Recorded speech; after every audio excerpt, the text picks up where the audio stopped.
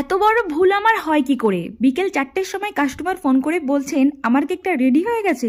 এই কথাটা শোনার পর আমি তো প্রায় অবাক হয়ে গেছি। তখন আমি বললাম আপনার কেক তো অর্ডার আছে কালকে, আজকে তো নয়। উনি বলছেন না, আজকে আমার কেকের অর্ডার আছে।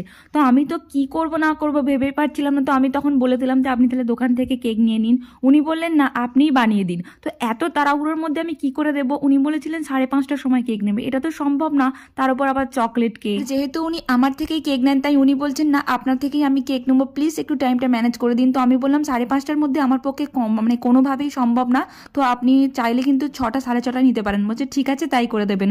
তো যেহেতু চকলেট ফ্লেভারের কেক ছিল, তো কি ডিজাইন বানাবো আমার কিছুই মাথায় আসছিল না। তাই গরম কেকটাকেই কিন্তু আমি আইসিং করেছি, হয়তো আপনারা দেখতে পেয়েছেন। আর এখানে চেরিগুলোকে আমি উডেন স্টিক দিয়ে ইনসার্ট করে দিচ্ছি। তার কারণ হচ্ছে দূরে কোথাও কেক ডেলিভারি থাকলে কিন্তু চেরিগুলো ঝাঁকুনির কারণে এদিক ওদিক হয়ে যায় আর কেকের ডিজাইন পুরোটাই নষ্ট হয়ে যায়। আর এই ছিল আজকের কেকের ডিজাইন। ভালো লেগে থাকলে প্লিজ একটা লাইক করে দেবেন।